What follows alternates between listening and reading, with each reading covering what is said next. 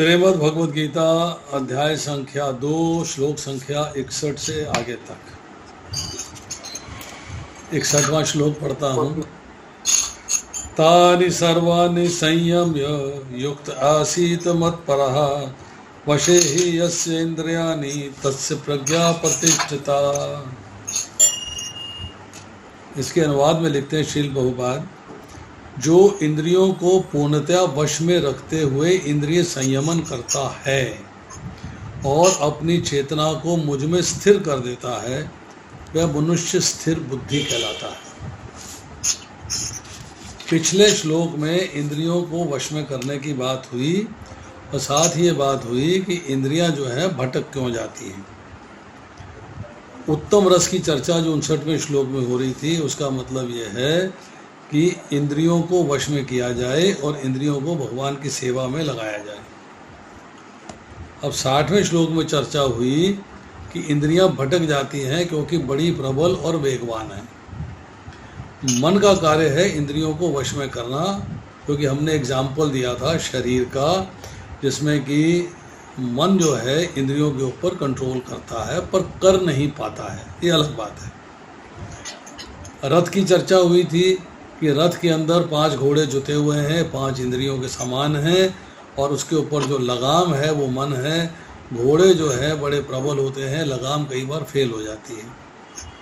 तो यहाँ जो है भगवान स्पष्ट कह रहे हैं वेरी क्लियरली कि इंद्रियों को पूर्णतया वश में रखते हुए इंद्रियों पर संयम, इंद्रियों पे कंट्रोल करना है।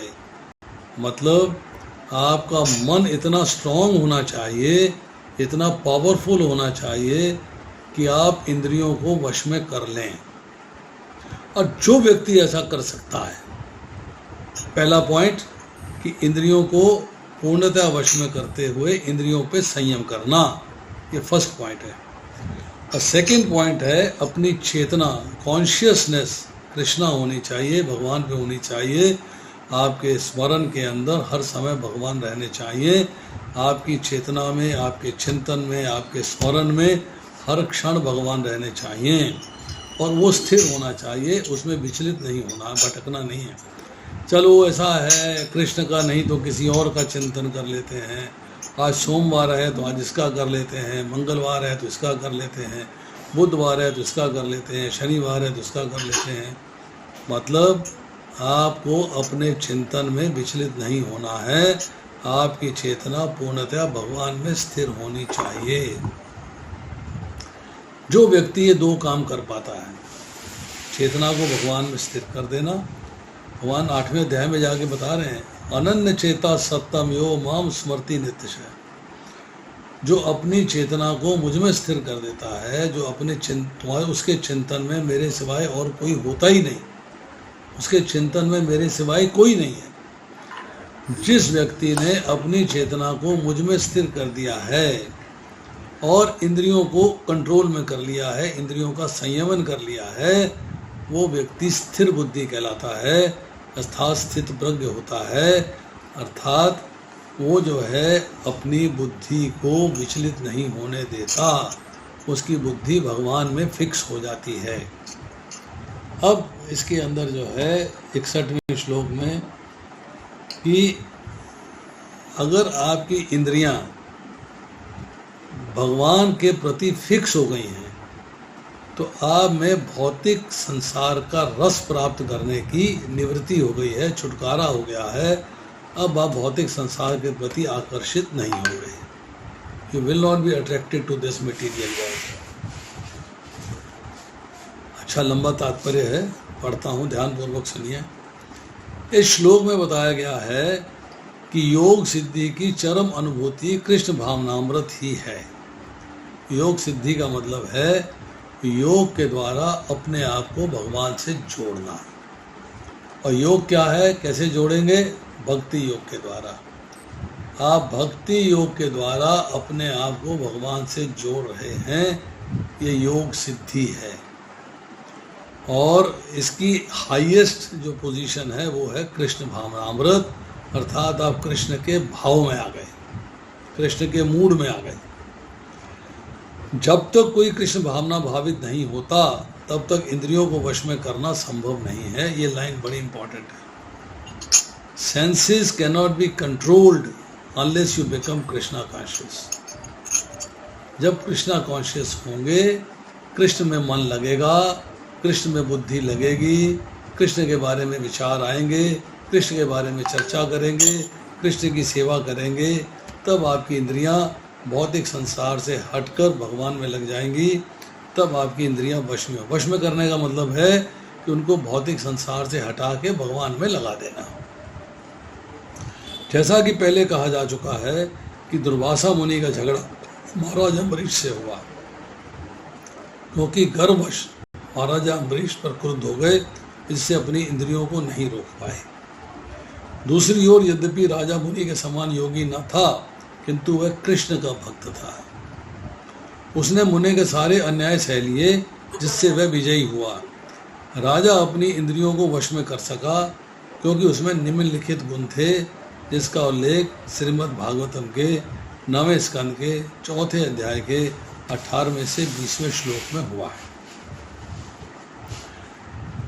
You may not be a yogi, but you are a staunch Krishna devotee, then Krishna is with you. He will take care of you. और यहाँ पर जो है यही चर्चा आई है कि दुर्वासा मुनि के लिए अम्बरीश महाराज का एक ऐसा भाव बन गया कि दुर्वासा मुनि के लगा कि मेरा अपमान हो गया है, तो उन्होंने एक जटा उखाड़ी और अम्बरीश महाराज पे छोड़ दी। वो जटा में से एक देवी निकली है, एक राक्षसी प्रवृत्ति की लेडी निकली है, जो अम्बरीश महाराज को मार देना चाहती है। पर अम्बरीश महाराज जो है वो जाते हैं भगवान कृष्ण की शरण में, परंतु दुर्वासा वाली जो जटा से जो लेडी निकली है वो उनको मार नहीं पाती। अब अम्बरीश महाराज की क्वालिटीज़ क्या थी, भक्त की क्वालिटीज़ क्या होनी चाहिए। राजा अम्बरीश ने अपना मन भगवान कृष्ण के चरणारविंदों पर स्थित किया है, अपनी वाणी भगवान के धाम की चर्चा करने में लगा दी, अपने कानों को भगवान की लीलाओं को सुनने में, अपने हाथों को भगवान का मंदिर साफ करने में, अपनी आँखों से भगवान का स्वरूप देखने में, अपने शरीर को भक्त का शरीर स्पर्श करने में, और अपनी नाक को भगवान के चरणारविंदों पर भेंट किए फूलों की सुगंध सूंघने में, अपनी जीभ को उन्हें अर्पित तुलसी दलों का आस्वादन करने में, और पाँवों को जहाँ जहाँ भगवान के मंदिर हैं उन स्थानों की यात्रा करने में, और अपने सिर को भगवान को नमस्कार करने में, और अपनी इच्छाओं को भगवान की इच्छाओं को पूरा करने में लगा दिया। इन गुणों के कारण वे भगवान के मत पर भक्त करने के योग्य हो गए। You see, these qualities which Ambarish Maharaj has, you have to develop. आपको अपने अंदर लानी पड़ेगी।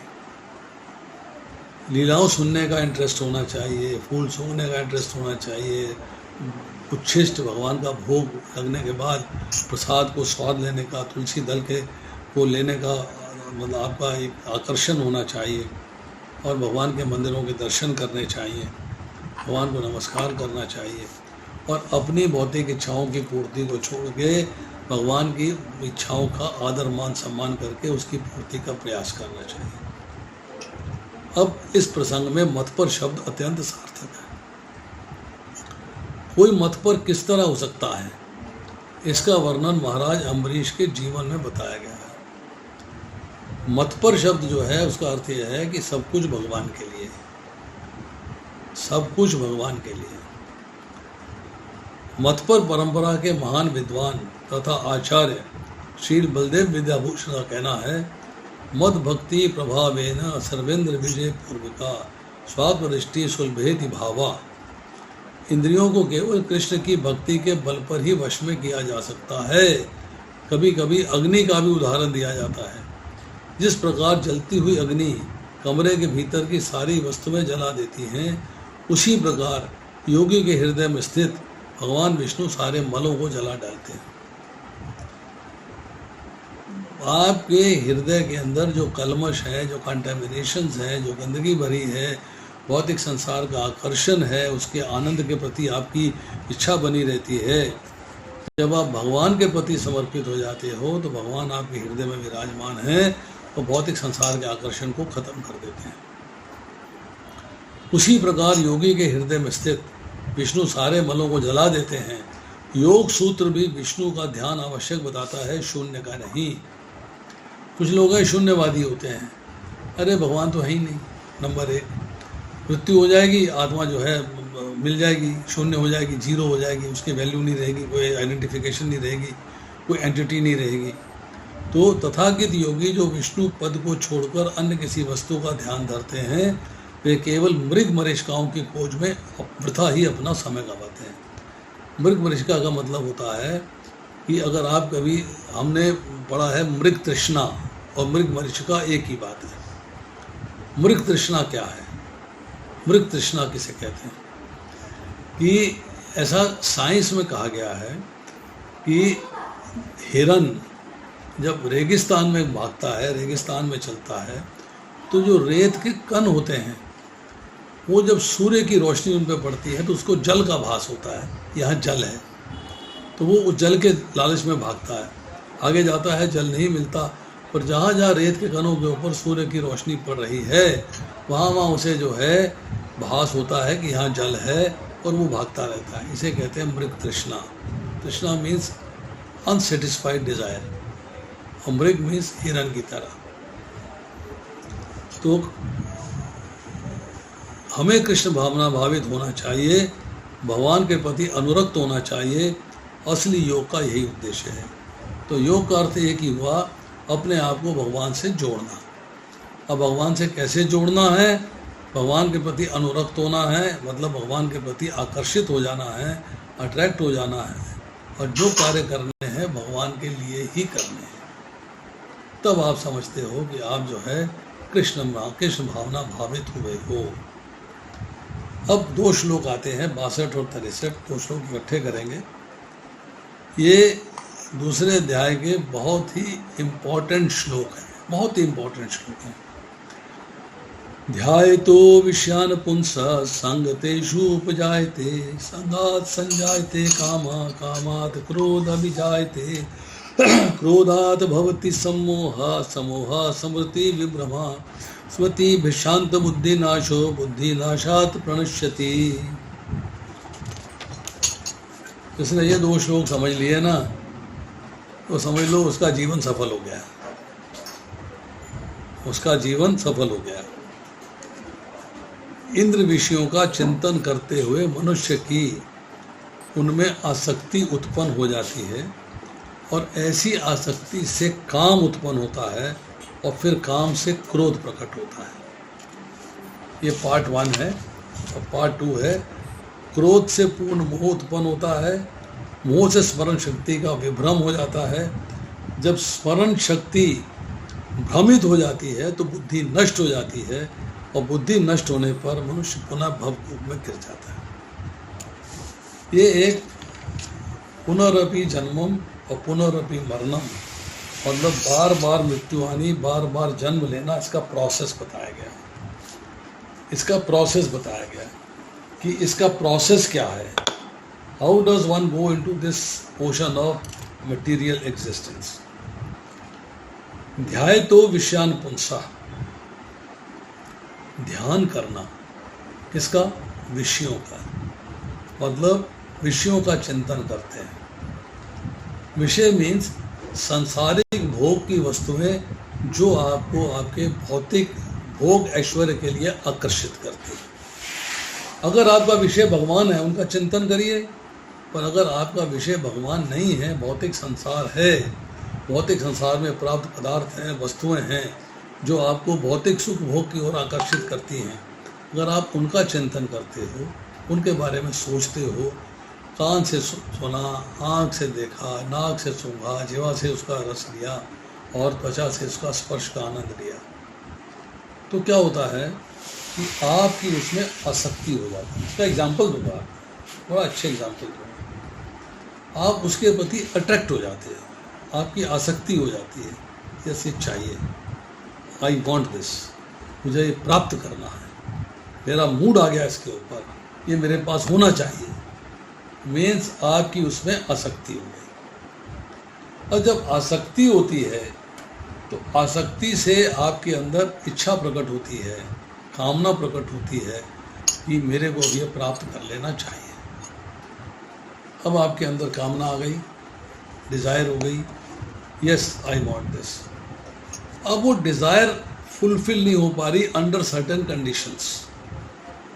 कुछ कंडीशंस हैं, कुछ प्रॉब्लम्स हैं, कुछ समस्याएं हैं, कुछ दिक्कतें हैं कि वो पूरी नहीं हो पा रही है, तो आपको गुस्सा आ जाता है, आपको क्रोध आ जाता है। जब क्रोध आता है तो आता है मोह, सम्मोह। मोह का मतलब होता है illusion.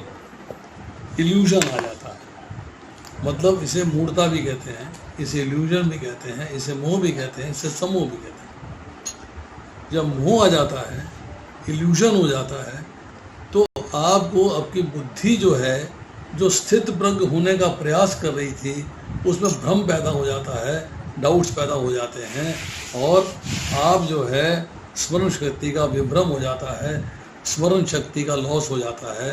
You are not able to decide what to do and what not to do. अब आपकी मेमोरी जो है उसमें लॉस आ गया। मेमोरी में लॉस आने के बाद अब आपकी बुद्धि जो है वो भ्रष्ट हो गई। अब वो जो है डिस्क्रिमिनेट नहीं कर पा रही है what is right and what is wrong, क्या ठीक है और क्या गलत है, उसमें फैसला नहीं कर पा रही, गलत मार्ग पे चल देती है। इसका आंसर मिलेगा 67वें श्लोक में। वो गलत मार्ग पे चल देती है। जब गलत मार्ग पे चलती है, बुद्धि नष्ट हो जाती है, तो आपका पतन हो जाता है, आप पुनः भवकूप में गिर जाते हैं। अब देखिए, क्रोधात भवति सम्मोहा, क्रोध से सम्मोह होता है, अर्थात मूर्ता आती है, अर्थात इल्यूजन होता है। अब कामना से सम्मोह होता है, मतलब अगर डिज़ायर इतनी स्ट्रांग हो गई कि आप उस डिज़ायर के पीछे पागल हो गए हैं, you are not able to control it, तो क्या है कि आपकी विवेक शक्ति अर्थात आर्ट ऑफ डिस्क्रिमिनेशन ढक जाएगी, कवर अप हो जाएगी, तो आप न करने वाला कार्य कर बैठोगे, जो कार्य नहीं करना चाहिए उसे आप कर बैठोगे। अगर क्रोध से इल्यूजन आता है, क्रोध से सम्मोह आता है, तो क्या होता है, आपके मित्र हैं, आपके माता पिता, पूज्य जन, गुरु, साधु, इनको आप उल्टा सीधा कह दोगे, न करने लायक आचरण हो जाएगा आपका, इनसे झगड़ा कर बैठोगे, इनकी इंसल्ट कर दोगे, इनका अपमान कर दोगे। अगर आपको लोभ से इल्यूजन आता है, लोभ से सम्मोह हो जाता है, तो आप सत्य असत्य, धर्म अधर्म का विचार नहीं करते, आप कपट करते हो, झूठ बोलते हो, बेईमानी करते हो, ठगी करते हो, मतलब आप गलत रास्ते पे चल पड़ते हो। पर अगर आपको ममता से इल्यूजन आता है, ममता से सम्मोह आता है, फिर आप पक्षपात करते हो, अरे इससे नहीं मेरा, इसकी तरफ की बात करो, ये मेरा नहीं है, इसके अगेंस्ट बात करो। मीन्स आप इक्वी पॉइस नहीं रहते, समभाव नहीं रहते, आपका मन जो है वो अपने की तरफ आकर्षित हो जाता है, सबकी तरफ बराबर से भाव नहीं रखते आप। अब आई स्मृति विभ्रमा। स्मृति विभ्रमा में क्या प्रॉब्लम आती है, याददाश्त नहीं रही, बुद्धि काम नहीं कर रही है। बट इम्पॉर्टेंट पॉइंट क्या है, इम्पॉर्टेंट पॉइंट ये है कि आप अपने उद्धार की बात भूल गए कि मुझे ठाकुर जी के धाम जाना है, मुझे पुनः जन्म नहीं लेना है, मुझे बार बार जन्म मृत्यु के चक्कर में नहीं फंसना है, वो बात भूल गए।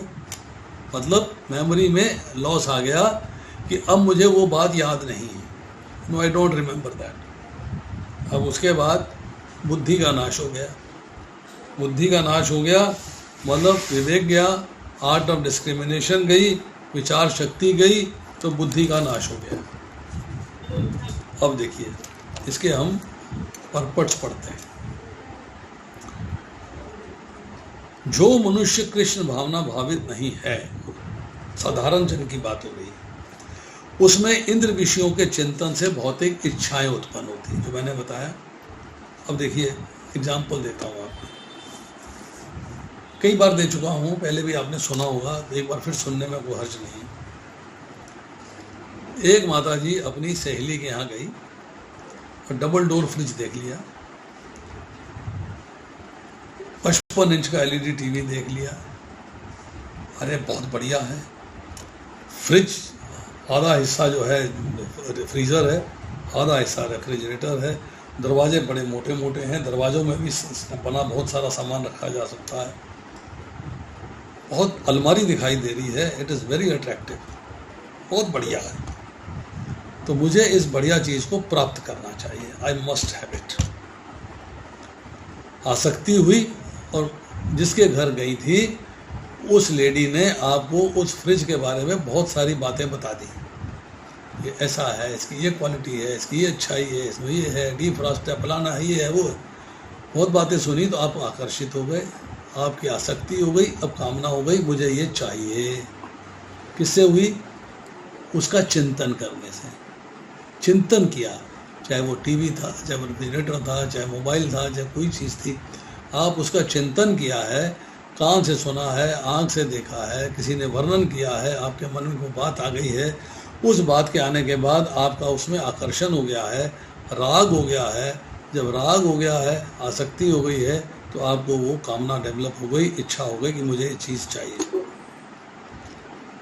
पर अगर आपको भगवान के मंदिर में भगवान के दर्शन हो जाएं, आँखों से दर्शन किए और कानों से कृष्ण कथा सुन ली, तो आपने विषयों से भगवान का चिंतन किया है, संसार का चिंतन नहीं किया है।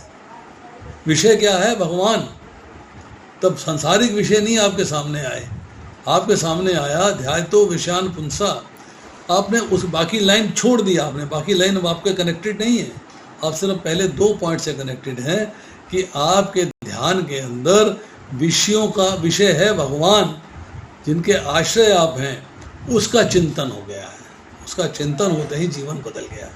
अब कामना नहीं हुई भौतिक संसार की, अब कामना हो गई भगवान की सेवा की, कामना हो गई भगवान का संबंध समझने की, कामना हो गई भगवान से संबंध निभाने की। आपकी डिज़ायर, आपका सारा लेवल, हर प्लेटफॉर्म चेंज हो गया आपका। This is a great change. तो यहाँ कह रहे हैं इंद्रियों को किसी ना किसी कार्य में लगे रहना चाहिए।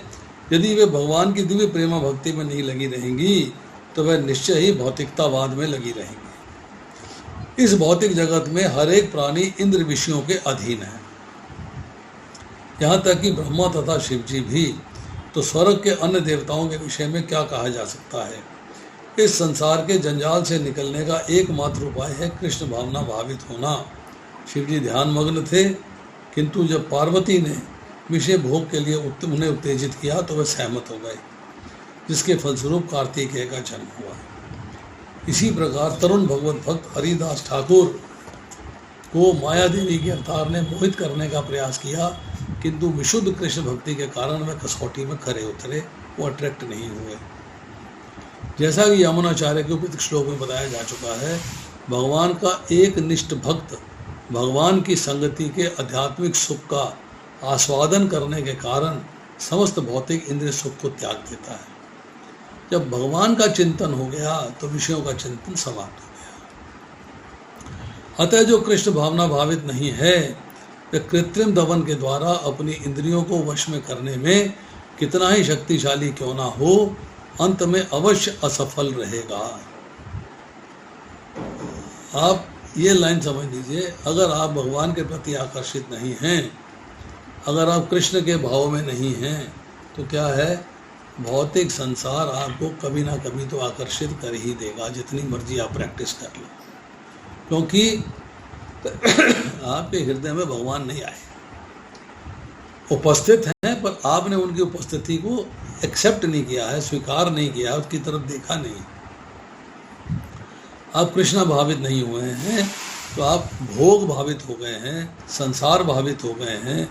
आप कृष्ण के प्रति आकर्षित ना होके संसार के प्रति आकर्षित कभी ना कभी तो हो ही जाओगे।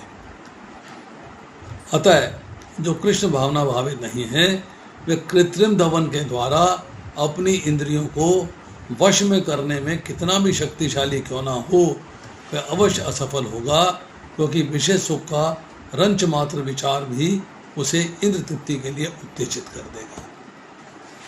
अपनी डिज़ायर्स को फुलफिल करने के लिए कहीं ना कहीं फॉल डाउन हो जाता है, जिसका आपको पूरा ज्ञान मिलेगा 6ठे अध्याय के 41वें श्लोक से लेकर 45वें श्लोक तक। कि योगी भी जो है वो कई बार असफल हो जाता है, अंतिम समय में भगवान का ध्यान नहीं कर पाता। अब 63वें श्लोक में प्रभुपाद लिखते हैं, शील रूप गोस्वामी ने भक्ति रसामृत सिंधु 1-2-258 में आदेश दिया है, कृष्ण भावनामृत के विकास से मनुष्य जान सकता है कि प्रत्येक वस्तु का उपयोग भगवान की सेवा के लिए किया जा सकता है। प्रापंचीकतया बुद्धया हरि संबंध वस्तुना मुक्ष भी परित्यागो वैराग्यम फल्गु कथ्यते। अब हम देखिए इस वक्त बैठे हुए हैं, 34 लोग कथा में बैठे हुए हैं, मैं बोल रहा हूँ, मेरे समेत 34 हैं, 33 और हैं।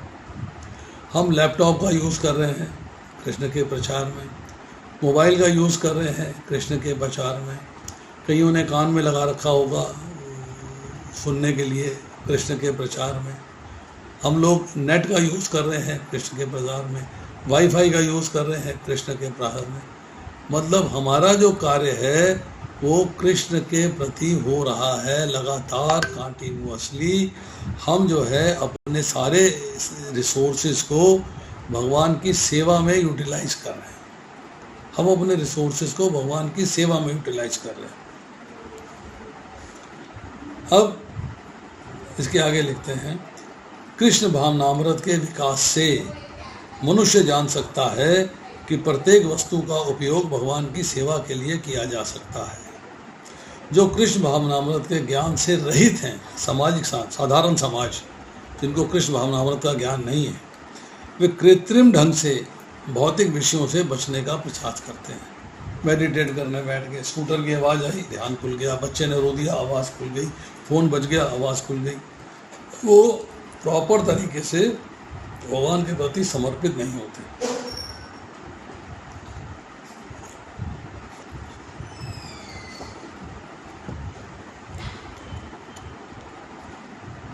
फलतः भव बंधन से मोक्ष की कामना करते हुए भी वैराग्य की चरम अवस्था को प्राप्त नहीं कर पाते।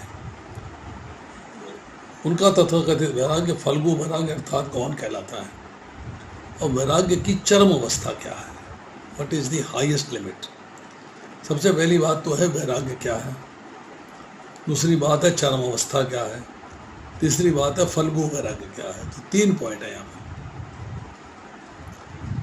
वैराग्य का मतलब होता है आपको कुछ बातों का त्याग करना। You have to leave few things, few desires, few thought, विचार, बहुत सारे सोच, बहुत सारी चीज़ें छोड़नी होती हैं, तो आपने वैराग्य लिया। अगर आप असली वैराग्य की बात करते हैं, असली वैराग्य का मतलब होता है कि आपने भौतिक सुख भोग के आकर्षण की चीज़ों को त्यागना है, वो वैराग्य है। और जो कृष्ण भावना भावित चीज़ें हैं उनको स्वीकार करना है, कृष्ण भावना भावित चीज़ों को स्वीकार करना है, और भौतिक संसार की वस्तुओं को, जो भौतिक सुख भोग आपको देती हैं, आपका मन कृष्ण से दूर लेके जाती हैं, उनको त्याग देना है, वो असली वैराग्य है। मीन्स कृष्ण की सेवा के लिए जो वस्तुएं आवश्यक हैं उनको स्वीकार करना, और जो वस्तुएं कृष्ण की सेवा के लिए अनावश्यक हैं उनको त्याग देना। भौतिक संसार की वस्तुएं जो आपके मन को भौतिक संसार के प्रति आकर्षित करती हैं उनको त्याग देना, ये है असली वैराग्य। वैराग्य मीन्स कि अब आपने जो है अपने मन को, अपने जीवन को भगवान के प्रति आकर्षित करके भगवान की सेवा में लगा दिया। अब फल्गु वैराग्य क्या है?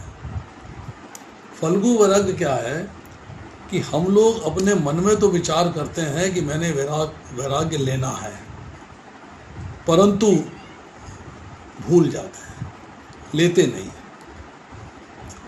एक कॉमन एग्जाम्पल दिया गया है, अगर आप शमशान घाट गए किसी की मृत्यु के उपरांत, और वहाँ पे आपने वो मेरे को भी यहीं आना है, मेरे को अपने कर्म सुधारने चाहिए, मुझे पुनर्जन्म पुनरअपि मरना पुनरअपि जन्म के चक्र में नहीं फंसना, I must take care of myself. मैंने जो है इस शमशान घाट में आके ये सीखा कि भाई हर एक का जीवन का अंत होना है, और अंत के अंदर मुझे यहीं आके जो है लोगों ने अग्नि को समर्पित कर देना है। परंतु जो मेरी चीज़ काम आनी है वो है सत्संग, जो मेरे चीज़ काम आनी है वो है कृष्ण भावना, मेरी चीज़ जो काम आनी है वो भगवान का प्रेम, अंदर याद है, बाहर आए तो भूल गए, फॉरगेट। अंदर बड़ा वैराग्य आ रहा है, मैं ये करूँगा, मैं ये करूँगा, मैं ये करूँगा, मैं ये करूँगा, मुझे ऐसा करना चाहिए, ऐसा करना चाहिए, गलत है, वो गलत है, ये सही है, वो सही। पर बाहर आने के बाद सारी चीज़ें भूल गए। इसका मतलब है वैराग्य आया था, पर फल्गु मतलब झूठा था, वो झूठा वैराग्य था, वो सत्य वैराग्य नहीं था।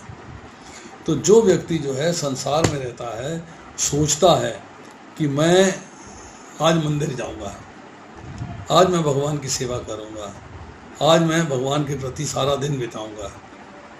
एक मित्र आ जाता है, तो यार मेरे पास जो है फला पिक्चर की टिकटें हैं, बहुत भारी पिक्चर है। तो उसका जो मंदिर जाने का भाव था वो बदला और पिक्चर में चला गया। तो जो वैराग्य आया था वो फल्गु है, वो झूठा है, असली वैराग्य नहीं आया। असली वैराग्य कब होता कि भौतिक सुख भोग उस पिक्चर का आकर्षण छोड़ के वो सारा दिन मंदिर में सेवा में रहता, भगवान की सेवा में रहता, पर वो नहीं था। इसके विपरीत कृष्ण भावना भावित व्यक्ति जानता है कि प्रत्येक वस्तु का उपयोग भगवान की सेवा में किस प्रकार किया जाए, फलतः वह भौतिक चेतना का शिकार नहीं होता। यू मस्ट नो कि मेरे पास जो चीज़ें हैं उनको भगवान की सेवा में कैसे लगाया जा सकता है। अगर आप उनको भगवान की सेवा में लगाने में असमर्थ हैं तो सीखिए, और अगर लगता है सेवा में नहीं ले सकती हैं तो त्यागिए, छोड़ दीजिए उनको। आपको उसको यूज़ करने की आवश्यकता नहीं है। ये एक छोटा सा पीस है, ये भी सेवा कर रहा है, तो कागज़ को उड़ने से रोक रहा है। बुक में रखा हुआ है, बुक को उड़ने से रोक रहा है, ये उड़ने नहीं दे रहा, ये भी सेवा में है। I must know how to use it. उदाहरणार्थ निर्विशेषवादी के अनुसार भगवान निराकार होने के कारण भोजन नहीं कर सकते, अतः वह अच्छे खाद्यों से बचता रहता है। किंतु भक्त जानता है कि कृष्ण परम भोक्ता है और भक्ति पूर्वक उन पर भी जो भी भेंट चढ़ाई जाती है वो उसे खा जाते हैं। बड़ी मास्टर चीज़ है ये। आप सोचते हो भगवान का तो आकार ही नहीं है, तो मुंह नहीं है उनके पास, कैसे खाएंगे, कैसे खाएंगे। पर भक्त जानता है कि मेरे को दिखे या ना दिखे, पर भगवान के पास सब कुछ है, वो ले सकते हैं। हम लोग कथा पढ़ते हैं, अलारनाथ के मंदिर जाते हैं, माया जगन्नाथपुरी में। अलारनाथ के मंदिर में आप देखेंगे कि भगवान के हाथ के ऊपर खीर के निशान हैं और चेहरे पे भी खीर के निशान हैं। छीना झपटी हुई है, छीना झपटी हुई है कि जो पुजारी है उसने अपने पुत्र से कहा कि मैं 2 दिन के लिए बाहर जा रहा हूँ, भगवान 3 दिन के लिए 2 दिन के लिए बाहर जा रहा हूँ, तो भगवान की सेवा का कार्य तुम्हारे जिम्मे है, तुमने भगवान को भोग लगाना। पुत्र ने कहा ठीक है पिताजी लगा दूंगा। तो उसने भगवान को लगाया और जिद करके बैठ गया, भगवान ने खा लिया। अब होता क्या था कि पिता भोग लगाता था और भोग लगाने के बाद मंत्रोच्चारण वगैरह जो भी करना होता था, उसके बाद जो है जो भोग को प्रसाद के रूप में खाता था। अब 3 दिन के बाद जो है पिता लौट के आ गया। अब लौट के आने के बाद उसने पुत्र से कहा भाई आज का प्रसाद कहाँ है, कि तो भगवान ने खा लिया। बोले भगवान ने खा लिया, ये कैसे हो सकता है, प्रसाद तो रोज मैं खाता हूँ। पुत्र ने कहा पिताजी मैंने तो भोग लगाया था और भगवान ने खा लिया, बताओ मैं क्या करूँ, मैं कुछ नहीं कर सकता। तो मेरे सामने भोग लगा, मैं देखूंगा छुप के खाते हैं कि नहीं खाते। तो नौटंकी करता है, झूठ बोलता है, तूने लगाया नहीं भोग। खीर बनी, गर्मा गर्म खीर थी, भगवान को भोग लगाया गया, कटोरी रखी और बच्चा बैठ गया सामने, भगवान के सामने जिद करके भगवान खा लीजिए वरना मेरे पिता मुझे मारेंगे। तो भगवान ने हाथ बढ़ाया और खीर का कटोरा उठा लिया खाने के लिए। वो पिता पर्दे के पीछे से देख रहा था, भाग के आया, सारा आप खा जाओगे तो मैं क्या खाऊंगा, छीना झपटी हो गई। अगर आप ही सारा खा जाओगे तो मैं क्या खाऊंगा, छीना झपटी हो गई। तो वो जो गरम गरम खीर थी भगवान के चेहरे पे भी लग गई छिटक के और भगवान के हाथ पे भी लग गई। ऐसी चैतन्य महाप्रभु के एक भक्त थे, उनके बेटे का नाम था गोविंद। उनके साथ भी ऐसी ही घटना हुई कि भगवान को भोग लगा है, लड्डू लगाए गए हैं, भगवान ने खा लिए हैं और बेटे ने कहा भगवान ने खा लिए। पिता कहता है मुझे दिखाओ प्रसाद खिलाओ, मैं तो प्रसाद खाऊंगा। और फिर अगले दिन भोग लगा है और भगवान ने वाकई खा लिए हैं, तो उस वक्त जो है पिता से पूछा गया कि बताइए पिता कौन है, पुत्र कौन है? कहता है ये पिता मैं पुत्र हूँ। पिता कह रहा है ये पिता है मैं पुत्र हूँ, मैं भगवान को न खिला पाया, इसने खिला दिया। राजस्थान में धन्ना जाट की कथा सुनते हैं, पंडित जी शालिग्राम की सेवा करते थे, रोज देखता था ये काले पत्थर की सेवा हो रही है, ये भगवान है। उसके मन में एक दिन आ गया कि मैं भी सेवा करूँगा, तो उसने जो है उनसे कहा पंडित जी ये ऐसा मुझे भी दे दो। तो पंडित जी ने एक शालिग्राम और रखे थे, उठाए उसको दे दिए। बोले करना क्या है? बोले इनको स्नान कराना है, उसके बाद पोंछना है, उसके बाद तिलक लगाना है, और उसके बाद फूल चढ़ाने हैं, माला चढ़ानी है, उसके बाद इन्हें भोग लगाना है।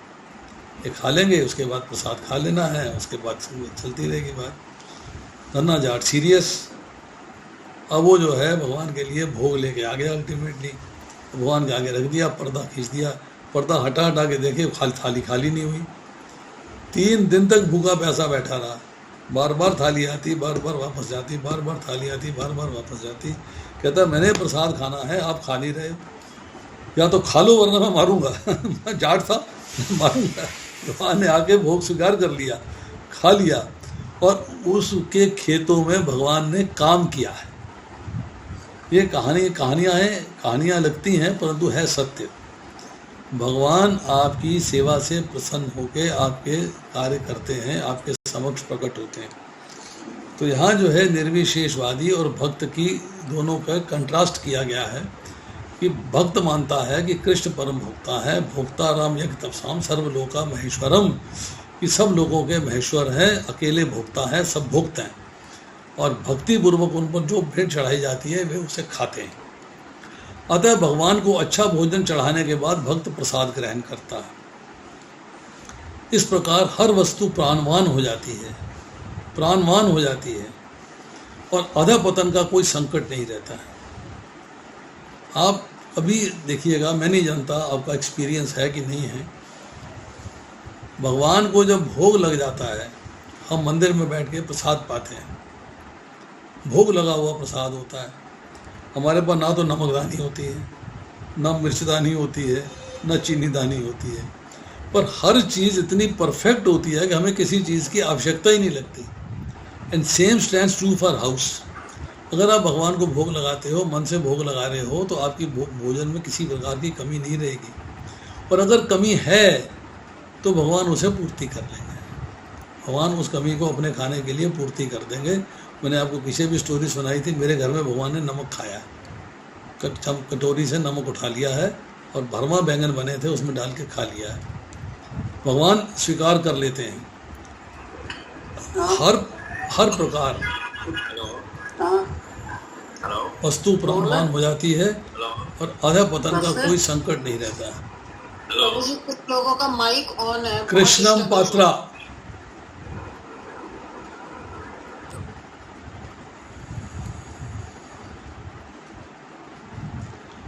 भक्त कृष्ण भावनामृत में रहकर प्रसाद ग्रहण करता है, और जबकि अभक्त इसी पदार्थ के रूप में तिरस्कार कर देता है। अब हमसे लोग कहते हैं, अरे प्रभु जी ये बताओ भगवान को भोग कैसे लगाएं, हमें तो लगाना आता नहीं है, बनाना आता नहीं है, ये नहीं होता, वो नहीं होता, फलाना नहीं, ये नहीं होता। बहुत सारे नाटक करते हैं, बहुत सारे नखरे करते हैं। तो हमने उनको एक ही बात बताई, एक सिंपल बात। देखिए, आपके पति मान लो बीमार हो जाते हैं, ब्लड प्रेशर ज़्यादा हो जाता है, डॉक्टर के पास जाते हैं, डॉक्टर कहता है भाई इनको नमक कम देना है। आप क्या करते हो? आप दाल में सब्जी में नमक कम डालते हो, उनकी दाल सब्जी अलग निकाल देते हो, उसके बाद अपनी दाल सब्जी में नमक पूरा कर लेते हो। एडजस्ट करते हो ना। कहाँ से? यहाँ से एडजस्ट हुआ कि उनकी दाल सब्जी अलग निकाल ली। अब भगवान कहते हैं कि मुझे भोग लगा के खाओ, मुझे भगवान को भोग लगाना है। अब भोग लगाने के लिए मेरी क्वालिटी क्या होनी चाहिए खाने की, कि प्याज और लहसुन, मशरूम, मसूर की दाल, सिरका, इनके बिना मुझे खाना बनाना। खाना तो वैसे ही बनना, कोई स्पेशल तरीका तो है नहीं। कड़छी वैसे ही घूमनी है, कटिंग चॉपिंग वैसे ही होनी है, मसाला वैसे ही भूनना है। ओनली थिंग इज़ कि मुझे उसके अंदर प्याज और लहसुन नहीं डालना है, मशरूम नहीं डालने हैं, मुझे मसूर की दाल नहीं खानी है, मेरे को सिरका नहीं लेना, मतलब कुछ चीज़ें ऐसी हैं जो कि प्रोहिबिटेड हैं, I don't have to take them. Change तो यहाँ आया, यहाँ चेंज आया तो आपने चेंज कर लिया, यहाँ चेंज आया तो पति के लिए नमक वाली दाल अलग निकाल ली, यहाँ चेंज आया तो बिना प्याज लहसुन के बना दिया। प्रॉब्लम कहाँ है? जब बन गया है तो भगवान बनाते हुए सोच परिवार के बारे में ना रख के, आसपास के बारे में ना रख के, सोच रखनी है भगवान के बारे में, मतलब आपकी कॉन्शियसनेस में भगवान होने चाहिए। तो कृष्ण के भाव में भोजन बनेगा। आपने भोग लगा दिया, प्रसाद के रूप में खा लिया, सेम भोजन आप अपने लिए बनाते बिना भगवान को भोग लगाए, सेम भोजन आपने भगवान को बना के ले लिया, तो क्या प्रॉब्लम आ गई? कुछ दिक्कत नहीं आई, उतना ही समय लगा।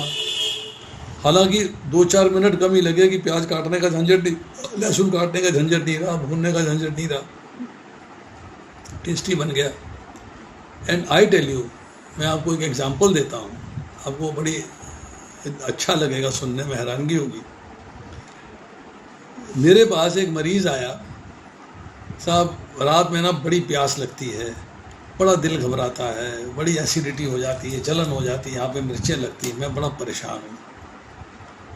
हमने उसे दवाई लिख के दे दी। मैंने कहा भैया 3 दिन के बाद आगे बताना कितना फ़र्क पड़ा है, कितना नहीं पड़ा है, फिर देखेंगे, व्यू करेंगे। वो आया मेरे पास 10 दिन के बाद, 10-12 दिन के बाद आया। वही प्रॉब्लम, सेम दिक्कत, सेम परेशानी। मैंने पूछा भी आपको 3 दिन के बाद बुलाया था, आज आप 10-12 दिन के बाद आ रहे हो, तो 3 दिन के बाद क्यों नहीं आए? कहता डॉक्टर साहब मैं क्या बताऊं, 3 दिन के बाद ना नवरात्रे आ गए थे, तो पत्नी ने प्याज लहसुन डालना बंद कर दिया, खाना सिंपल हो गया। मैंने खाना खाया, मुझे रात में तकलीफ ही नहीं हुई, मैं बिल्कुल फिट रहा, मुझे कोई कष्ट नहीं हुआ, मुझे दवाई की भी ज़रूरत नहीं पड़ी। अब जैसे ही नवरात्रे ख़त्म हुए हैं, फिर प्याज लहसुन चालू हो गया है, फिर गंद वाला पाना शुरू हो गया है, अब मेरा फिर पेट खराब हो गया है, एसिडिटी होनी शुरू हो गई है, रात में बड़ी प्यास लगती, बड़ी जलन होती, बड़ी तकलीफ होती। तो मैंने कहा तो दवा क्यों लेने आया? तेरी दवा प्याज लहसुन बंद कर दे, दैट इज़ योर मेडिसिन। भाई उससे तूने हफ्ता भर नहीं खाया तो ठीक रहा ना? बोला हाँ जी ठीक रहा। तो मैंने कहा बंद कर दे। फिर वो बंद नहीं करना, पर उसको तोड़ने के लिए दवा खानी है। अब बताओ इससे ज़्यादा मूर्खता का काम और क्या हो सकता है? पर लोग करते हैं, people do it, they don't realise कि what is correct and what is not correct. अब कहते हैं कि अतः निर्विशेषवादी अपने कृत्रिम त्याग के कारण जीवन को भोग नहीं पाता। यही कारण है कि मन के थोड़े से विचलन से वह भवकूद में पुनः गिर जाता है। उसका मन जो है विचलित रहता है, भौतिक भोगों के प्रति आकर्षित रहता है, मुझे ये प्राप्त करना है, मुझे वो प्राप्त करना है, मुझे ये चाहिए, मुझे वो चाहिए, और उस चक्कर में क्या होता है, वो फिर पुनः भवकूप में गिर जाता है। He goes back to the same position. कहा जाता है कि मुक्ति के स्तर पर पहुंच जाने पर भी जीव नीचे गिर जाता है, क्योंकि उसे भक्ति का कोई आश्रय नहीं मिलता। आप 6ठा अध्याय पढ़ेंगे जब, कि आप टॉप लेवल में चले गए, आपने बहुत योग कर लिया, बहुत मन को वश में कर लिया, आप अल्टीमेटली लास्ट मिनट पे जाके भौतिक भोगों के प्रति आकर्षित हो गए, तो आप असफल योगी की कैटेगरी में आ गए। जब असफल योगी बनेंगे तो फिर आप जो है गिर जाएंगे, आपको भगवान का धाम नहीं प्राप्त होगा। You will be back to this material world, आप पुनः इसी मटेरियल वर्ल्ड में वापस आ जाएंगे। So this point is important. इसके बाद आती है श्लोक संख्या 64, उसमें चर्चा आएगी स्थित प्रज्ञ कैसे चलता है, मतलब उसका व्यवहार कैसे होता है। तो अभी हमने 63 तक श्लोक किए हैं, 64 से लेके आगे के श्लोक हम अगले हफ्ते करेंगे, नॉट नाउ। इसमें किसी का कोई प्रश्न है तो पूछ सकता है।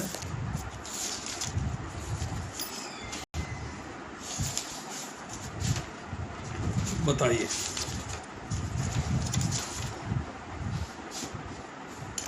क्योंकि कैसे बैठता है इस संसार में कैसे रहता है, अपनी इंद्रियों को इंद्र विषयों में जाने के लिए कैसे रोकता है, इसकी चर्चा थी किम आसीत 58 से लेकर 63वें श्लोक तक। अब 64 से लेकर 72वें श्लोक में चर्चा आएगी व्रजेत किम, अर्थात कैसे चलता है, उसका व्यवहार कैसा है, उसका आचरण कैसा है, कि अपनी इंद्रियों को भगवान की सेवा में कैसे लगाता है और इंद्रियों को इंद्र विषयों से प्रति आकर्षित होने से कैसे रोकता है। पॉजिटिव पॉइंट्स भी क्या है और नेगेटिव पॉइंट्स भी क्या है, और प्लस पॉइंट्स और नेगेटिव पॉइंट्स। बताइए, दो हाथ खड़े हैं, एक है प्रदीप। कृष्ण। यस प्रभु जी। प्रभु जी, यहाँ पे जैसे 63 श्लोक में बुद्धि नष्ट हो जाती है लिखा है, 18वें अध्याय में बुद्धि और धृति दो चीजों की चर्चा है, तो क्या फर्क है बुद्धि और धृति में? आप 18वां अध्याय डिटेल में पढ़ो, आपको उत्तर मिल जाएगा।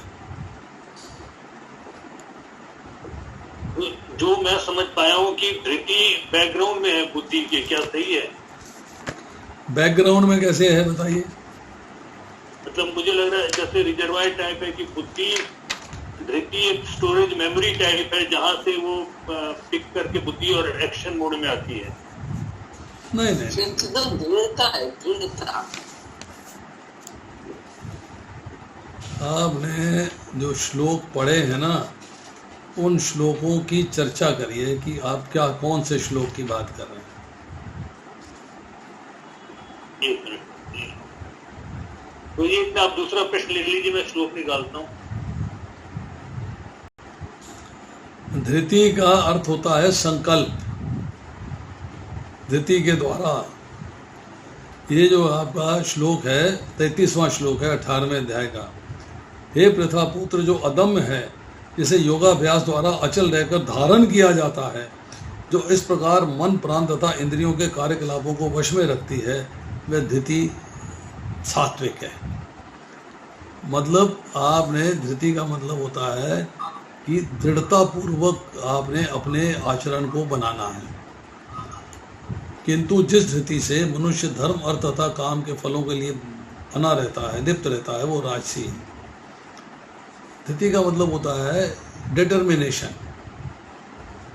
डिटर्मिनेशन आप करते हो, पर बुद्धि डिसाइड करती है कि क्या करना चाहिए क्या नहीं करना चाहिए, उसके ऊपर आप डिटर्मिनेशन करते हो।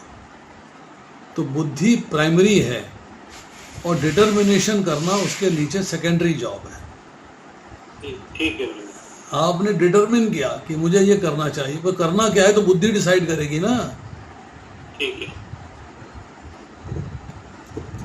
प्रभु जी, दूसरा प्रश्न है प्रभु जी, जैसे अभी मृग मरीचिका की बात आ रही थी इस अध्याय में, तो मृग मरीचिका के विषय में मैंने ऐसा भी सुना हुआ है कि मृग के पेट में कस्तूरी होती है और उसकी गंध आती रहती है उसको, लेकिन उसको पता नहीं चलता कहाँ से आ रही है, उसी को घूमते घूमते घूम रहा होता है, जबकि उसके अंदर ही होती है। इसको मृग मरीचिका कहते हैं। देखिए, वो भी ठीक है, कस्तूरी की सुगंध ढूंढता रहता है, परंतु जो हम मृग तृष्णा, मृग मरीचिका कहते हैं, उसमें मुख्य बात होती है जल को ढूंढने वाली। कस्तूरी भी ढूंढता है, यस, उसको कस्तूरी के जिस हर मृग में कस्तूरी नहीं होती। अच्छा। इसलिए मृग मरीचिका शब्द जो है हर एक मृग के लिए नहीं इस्तेमाल होता, पर जल वाली बात जो है, रेगिस्तान में जल ढूंढना, हर मृग के लिए इस्तेमाल होती है।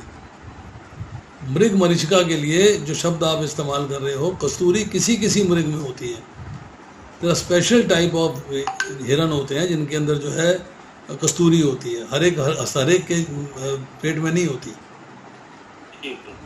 इसलिए जब मृग मरीचिका की बात आती है तो जल के बारे में बात आती है। जैसे जल के पीछे मृग पागल हो जाता है, ढूंढता रहता है, ऐसे मनुष्य भी जो है भौतिक भोगों के प्रति, अब गैम्बलिंग करते हो, अब जीत जाऊंगा, अब जीत जाऊंगा, अब जीत जाऊंगा करते रहते हो, पैसा नुकसान हो जाता है आपको।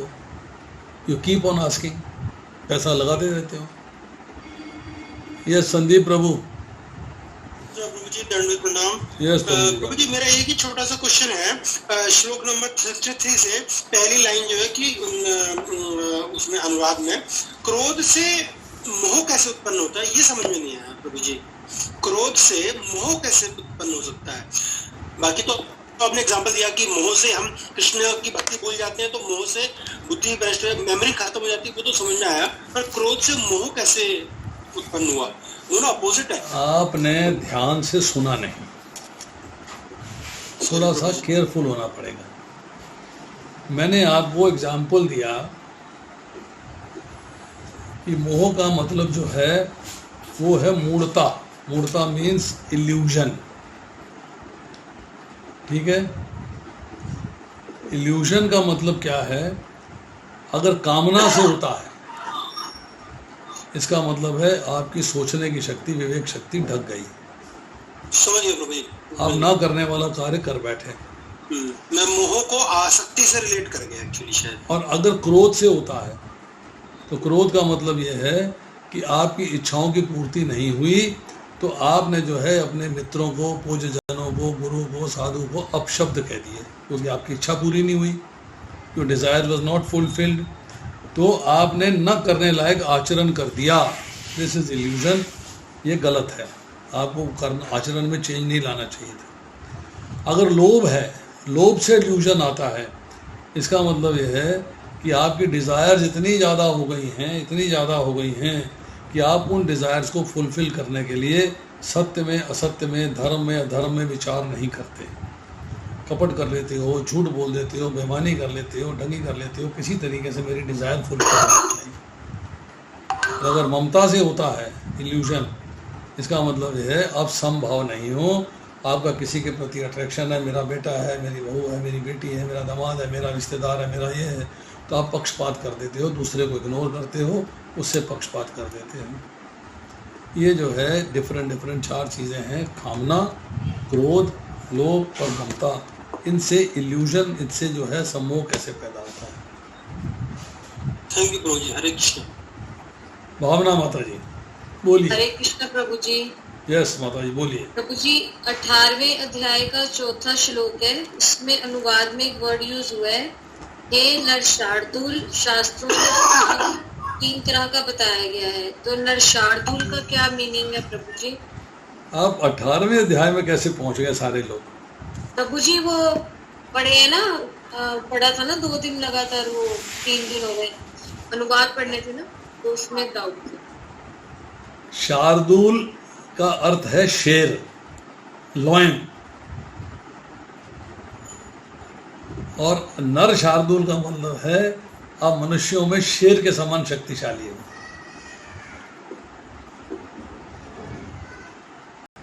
तो प्रभु जी इसमें फिर कृष्ण जी ने उनको, अर्जुन जी को इस तरह से संबोधित किया है इसमें? जी हाँ, ठीक है प्रभु जी। पुरुष व्याघ्र, मनुष्यों में सिंह, मनुष्यों में तुम्हारे अंदर शेर की क्वालिटी। अनुवाद पढ़ो ना आप।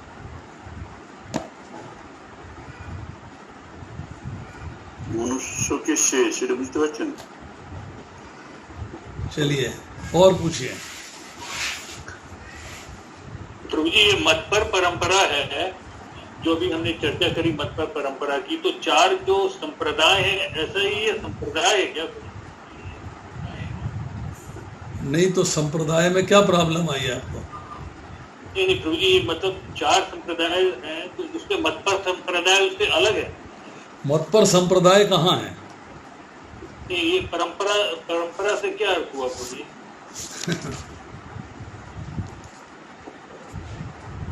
यहाँ परंपरा कहाँ लिखी है मत पर के बारे में? ये प्रभु जी दूसरे के अभी 61वें श्लोक में जो अमरीश महाराज के बारे में लिखा था, ये है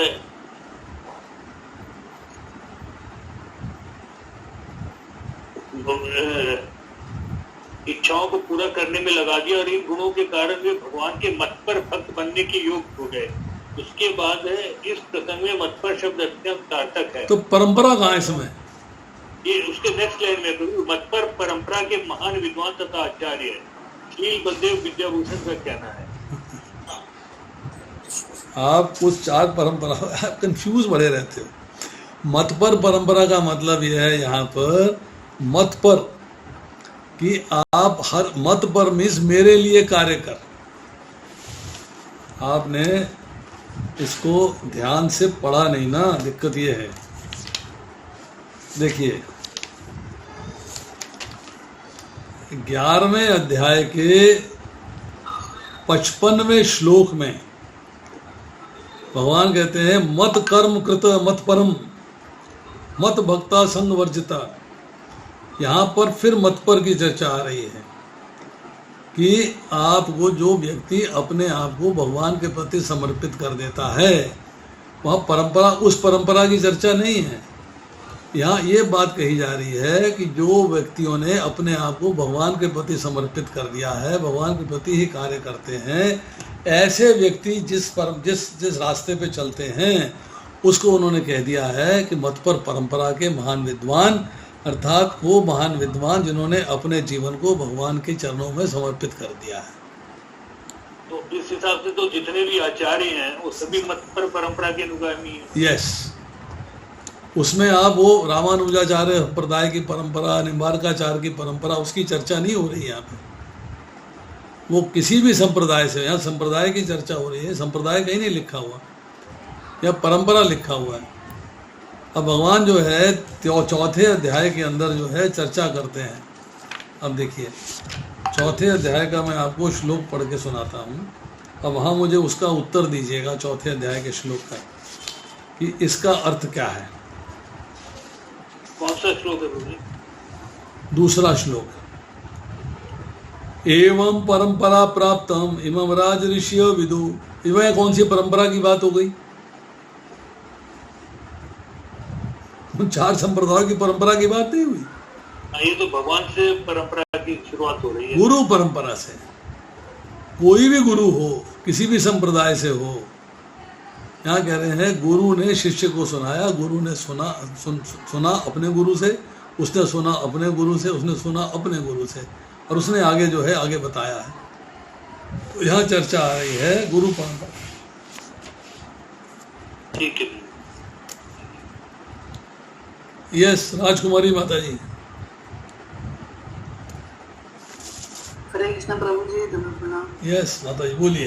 प्रभु जी, मेरा क्वेश्चन बड़े दिमाग में आता है कि हर चीज हम भोग लगा के खाते हैं, तो एक पानी को भोग तो नहीं लगा पीते हम। किसने कहा पानी को भोग नहीं लगाना चाहिए? किसने बताया आपको? कहीं बाहर जाते हैं तो बोतल खोल के पानी पी लेते हैं। नहीं, किसने बताया कि पानी को भोग नहीं लगाना चाहिए?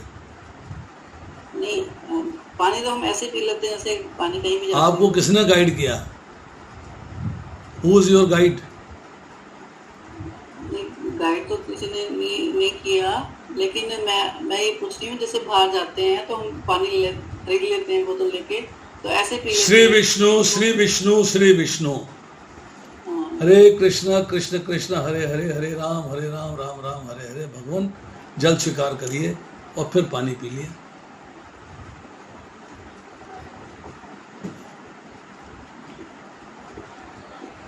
भगवान के पास हम जल का गिलास रखते हैं, वो तो भोग लगाते हैं। तो पानी भोग नहीं लग गया? घर में तो पीते ही हैं प्रभु जी, तो भोग वाला पानी। देखिए, बात अब मुझे एक बात बताइए, मैं आपको बताता हूँ। शोभा यात्रा निकल रही थी जन्माष्टमी से पहले, हमको पानी पीना था। गर्मी का मौसम, जो जन्माष्टमी में गर्मी होती है बहुत ज़्यादा, धूप में हम लोग चल रहे थे, तो मन आया पानी पीने के लिए, तो सोचा एक बिस्लेरी की बोतल ली जाए। तो हम गए, सामने मार्केट थी, मार्केट में देखा हमने कि भक्तगण जो हैं वो कुछ तो आइसक्रीम खा रहे हैं, कुछ गोलगप्पे खा रहे हैं, कुछ कोल्ड ड्रिंक पी रहे हैं। तो किसी ने सवाल कर दिया कि भैया यहाँ यात्रा में आए हो, ये गोलगप्पे क्यों खा रहे हो, भगवान को अर्पित किए क्या? तो ब्रह्मचारी थे, उन्होंने उत्तर दिया कि भाई भूख लगी हुई थी, प्रसाद मिला नहीं, तो हमने कहा थोड़ी चाट पापड़ी खा लेते हैं, और कोई दुकान थी नहीं आसपास, और हम कुछ खाते नहीं, बिना प्याज लहसुन के खाना है, तो हमने गोलगप्पे खा लिए, पर भगवान को पहले अर्पित कर दिए। ये उनका भाव है। बाजार में खा तो रहे हैं, परंतु उन्होंने छोले भटूरे नहीं खाए, क्योंकि उसके अंदर प्याज लहसुन मिला होता है। गोलगप्पे में प्याज लहसुन नहीं होता, उन्होंने खाने नहीं दिए। अब हम उन्हें रिजेक्ट कर दें, वो कहें हम तो इतनी 4 घंटे यात्रा अभी और करनी है, 3 घंटे हम यात्रा कर आए धूप के अंदर, हमें तो प्याज मरे जा रहे हैं, हम तो भूख के मारे। तो क्या करें हम? फ्रूट की कोई शॉप नहीं रास्ते में, ना केले मिले, ना सेब मिले, ना सामान मिला। तो जो मिला, अब प्रभु बात को पढ़िए, तो कह रहे अगर रेगिस्तान में फंस जाते हो, जो अवेलेबल होगा आपको खाना पड़ेगा। You have to survive, you don't have to die. तो वो लोगों ने गोलगप्पे भी खाए हैं, चाट पापड़ी भी खाई है, कोल्ड ड्रिंक भी पिया, हाँ काली नहीं पी, लिम्का पिया है। हमने पानी की बोतल ली, भगवान को भोग लगाया, पानी ले लिया, हम आ गए वहाँ से वापस। But I have seen devotees taking ice cream also. और फिर तो आइसक्रीम क्यों खा रहा है भाई? तो कह रहा है कि भाई भगवान को आइसक्रीम नहीं खिला सकते क्या? बिल्कुल खिला सकते हैं।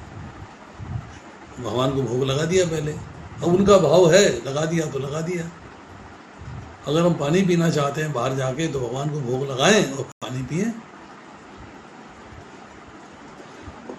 मना थोड़ा है। हरे कृष्ण प्रभु जी, प्रणाम। यस, शांति मैंने देखा है ऐसे कि यात्रा में कि भक्त जो है लिम्का ले लेते हैं, लिम्का पी लेते हैं। जैसे आप कह रहे हैं कि लिम्का पी ली पर कोक नहीं पी, तो प्रभु जी क्या फर्क है? दोनों तो सॉफ्ट ड्रिंक ही है। माता जी 8-9 घंटे की यात्रा होती है जी। 9 घंटे की यात्रा बिना प्यास के गर्मी के मौसम में आप नहीं कर सकती। नहीं, मैं ये पूछ रही हूँ प्रभु जी कि जैसे भक्त लोग लिम्का ले लेते हैं, कोक लेने के लिए मना करते हैं, तो दोनों में फर्क क्या है प्रभु जी? फर्क क्या है कि जो कोक होती है काली वाली, उसके अंदर जो है ऐसे केमिकल्स हैं, कैफीन है, कोकेन है, जो भी है, जो कि इंटॉक्सिकेंट है। जी। लिम्का में, ऑरेंज में नहीं है, फ्रूटी में नहीं है जी। उनमें इंटॉक्सिकेंट है, इसलिए काली वाली नहीं लेते हैं। जलजीरा तो भगवान के भी चरणों में रखा होता है। तो जलजीरा ले लो, जलजीरा पी लो आप। देखिए हम लोग ना बहुत ज़्यादा फैनेटिक नहीं बने, बी प्रैक्टिकल इन लाइफ। वो चीज़ें ली जा सकती हैं जिसमें कि हमको कुछ ऐसे इंटॉक्सिकेंट्स नहीं हैं, अभक्ष्य पदार्थ नहीं हैं, हम ले सकते हैं। तो अब टेक्निकली देखा जाए, हम कहें भैया हमें तो लेनी नहीं चाहिए, पता नहीं किसने बनाई, पता नहीं किसने किया, पता नहीं कहाँ किसने बोतल धोई, किसने उसमें भरा। अगर हम उस एंगल पे देखेंगे तो हम सर्वाइव नहीं कर पाएंगे। फिर मैं आपसे एक सवाल करता हूँ, आप सब लोग मिलकर आंसर दीजिएगा। आप सब्जी खरीदते हैं, क्या आपको मालूम है कि सब्जी वैष्णव ने उगाई थी? क्या मालूम है कि सब्जी जो है वैष्णव ने काटी और आपको बाजार में ला के दी? क्या आपको मालूम है कि सब्जी बेचने वाला वैष्णव है? क्या आपने जिस तराजू में उसने सब्जी तौली है, उसी में प्याज तौलता है, उसी में लहसुन तौलता है, सब कुछ तौलता है, फिर भी आप सब्जी घर में लाते हो, पकाते हो, बनाते हो, भगवान को भोग लगाते हो। अब आंसर दीजिएगा कि हमें सब्जी बाजार से लेनी चाहिए कि नहीं लेनी चाहिए? शैल वी टेक इट और shall we not take it? मंदिर में भी सब्जी बाजार से आती है। प्रभु जी लेनी पड़ेगी, घर में अगर उगाने का वो नहीं है तो लेनी पड़ेगी। हमें फैनाटिक नहीं होना चाहिए। ये आंसर देंगी, एक एक करके आप बताइए कि हमें करना चाहिए कि नहीं करना चाहिए। What is the real answer? Prabhu ji लेनी चाहिए। राजकुमारी माता जी बताएं। हाँ जी प्रभु जी, और कोई चारा भी तो नहीं है ना? तो फिर सब्जी तो लेंगे तो तभी बनाएंगे। नहीं, आप रिस्ट्रिक्ट। मंदिर के अंदर जो घर में सब्जी आएगी, मंदिर में सब्जी आएगी, भगवान के लिए बनेगी, वो जिस व्यक्ति का खेत है वो व्यक्ति भी वैष्णव होना चाहिए। जिसने सब्जी में खेत में हल चलाया वो भी वैष्णव होना चाहिए। जिसने जल दिया वो भी वैष्णव होना चाहिए। जिसने सब्जी को तोड़ा है, पकाया है, मतलब तैयार किया है, वो भी वैष्णव होना चाहिए। और सब्जी बेचने वाला वैष्णव होना चाहिए। और तराजू बिल्कुल सुच्चा होना चाहिए, धुला हुआ होना चाहिए, उसमें प्याज लहसुन नहीं तोला हुआ होना चाहिए। बेचने वाला भी वैष्णव। कहाँ से लाओगे आप? Where will you bring it?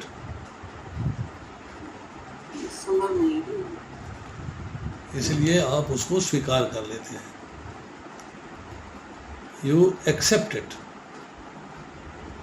आप घर में आके सब्जी को धोते हो अच्छे तरीके से। सब्जी को धोने के बाद आप उसको जो है कटिंग चॉपिंग करते हो, बनाते हो, तैयार करते हो, और आपके मन में रहता है कि अब ये सब्जी शुद्ध हो गई है। Now it is purified. चलिए, राजकुमारी माता जी का हाथ अभी तक खड़ा है। हाँ, प्रभु जी मैं क्वेश्चन ही पूछ रही थी अभी, अब आप नीचे करो। पूछिए। बस प्रभु जी यही क्वेश्चन था मेरा। चलिए। यही क्वेश्चन। प्रभु जी हरे कृष्णा। यस। प्रभु जी मैंने आपके व्हाट्सएप पे एक कुछ भेजा है, तो एक बार आप जरा आपकी स्क्रूटनी कर दीजिएगा जब भी समय हो आपके पास। ठीक है।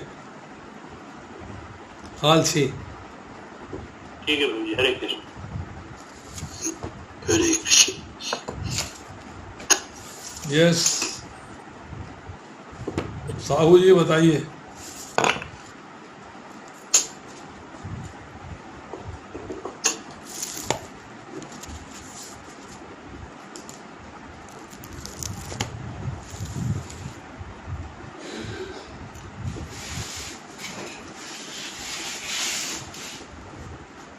और कुछ पूछने के लिए? पिछली बार मैंने आपसे सवाल किया था प्रदीप प्रभु, आपने उत्तर दिया था कि सास बहू के झगड़े का उत्तर भगवत गीता में कहाँ है। हाँ, तो आपने एक हफ्ता और कल बोला ना सोचने के लिए। तो किसने सोचा? प्रभु जी मैंने ना फिर दोबारा सोचा तो तीसरे अध्याय का 21वां श्लोक की कर्ता का, एक मिनट प्रभु जी मैं निकालता हूँ उसको।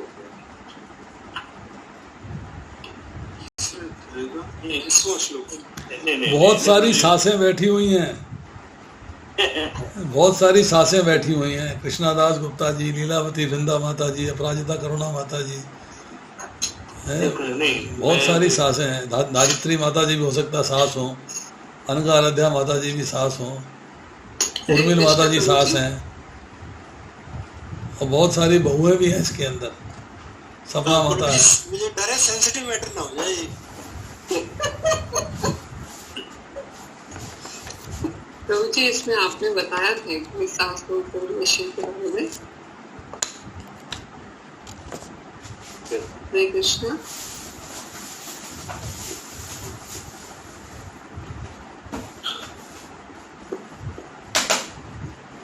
हरे कृष्ण प्रभु जी।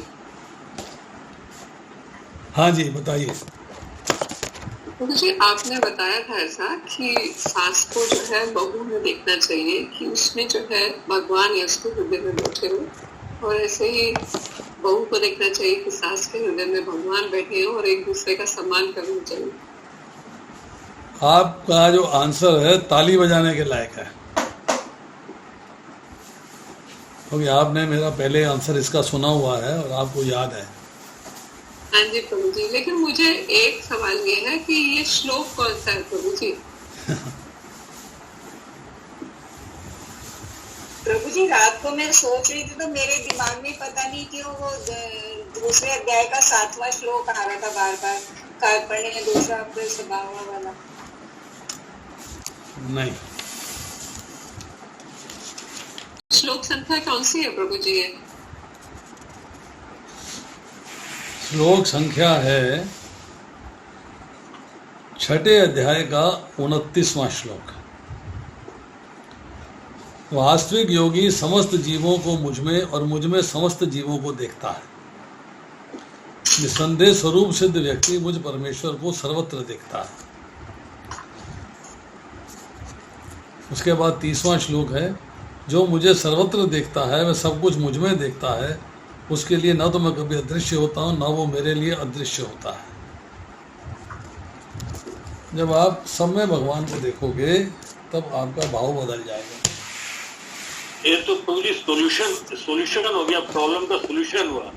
लेकिन अक्सर ऐसा होता है तो उनकी स्थिति, मनस्थिति क्या होती है जिसकी वजह से ऐसा होता है?